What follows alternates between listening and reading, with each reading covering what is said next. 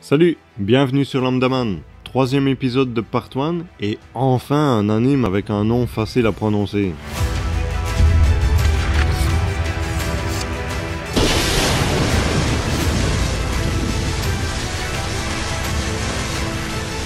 J'avoue que pour celui-ci le nom m'a quelque peu intrigué et m'a poussé à vouloir le découvrir, bien que dès le début on comprend très vite que cela désigne une vieille famille de vampires. Classique tu me diras, et tu n'as pas tort. Et après avoir lu le résumé, cela semble se confirmer. Mais des histoires de vampires, il y en a déjà pas mal. Est-ce que celle-ci va donner envie de la suivre? Tu le sauras dans ma conclusion.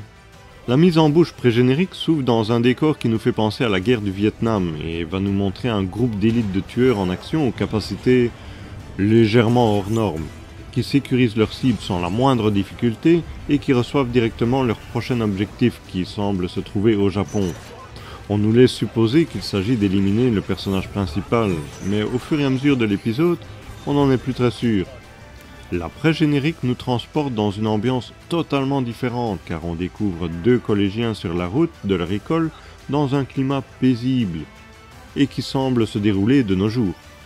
On va suivre dans cet environnement un jeune vampire, enfin, jeune, en apparence, parce qu'il se réveille d'un sommeil de 820 ans.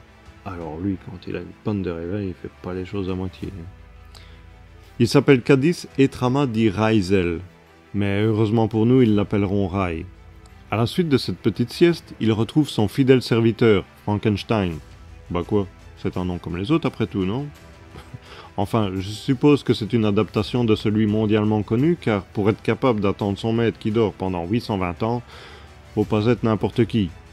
Mais pour ce qu'on sait de lui, c'est qu'il est le directeur d'une école et va profiter pour intégrer son maître dans une classe, ce qui va lui permettre de se mettre à jour sur les pratiques de notre époque.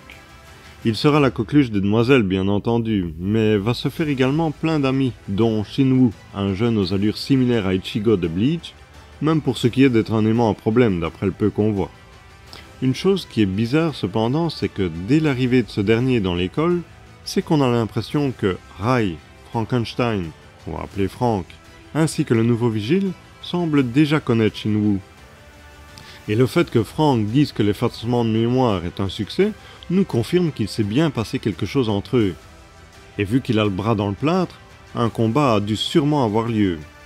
On va d'ailleurs avoir la confirmation tout de suite après que effectivement un événement est survenu la veille, mais dont on ne saura pas grand chose si ce n'est que le vigile qu'ils ont engagé est en fait un humain modifié, mais qui serait considéré comme expérience ratée, contrairement à d'autres. Interrogé par Rai et Frank, il déclara être le dernier modèle raté. Et on se doute du coup que c'est lui la cible de ces fameux soldats d'élite qui seraient eux les modèles réussis.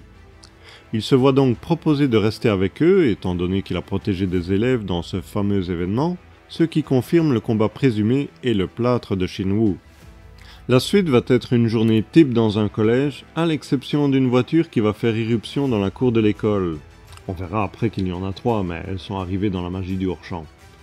Il s'agira juste d'une grosse brute qui, choquée que Shinwoo a touché sa copine, veut lui faire la peau, alors qu'il l'a juste rattrapée pour ne pas qu'elle tombe. On verra tout de suite qu'il n'hésite pas à plonger dans la bagarre pour aider les plus faibles. Mais pour cette démonstration, il aura du mal d'avoir le dessus, vu son plâtre. Bien qu'on se doute qu'il va sûrement tenir un plus grand rôle dans l'avenir, mais ce déséquilibre va obliger le vigile à intervenir, alors qu'il voulait faire profil bas et ne pas attirer l'attention.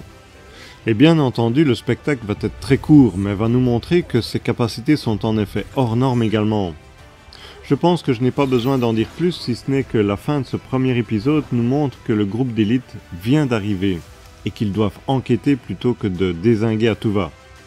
Alors que dire sur cet anime? Eh bien déjà que c'est une adaptation d'un manhwa et non d'un manga.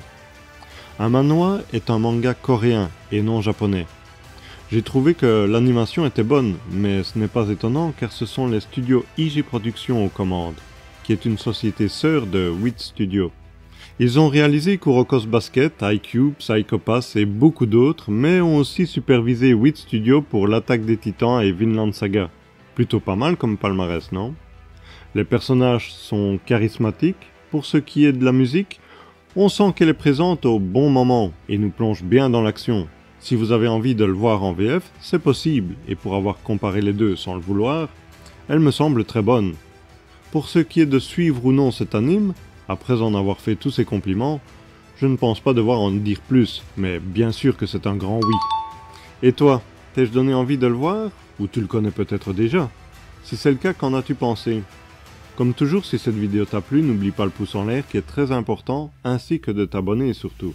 Et sur ce, prends soin de toi et à la prochaine. Salut!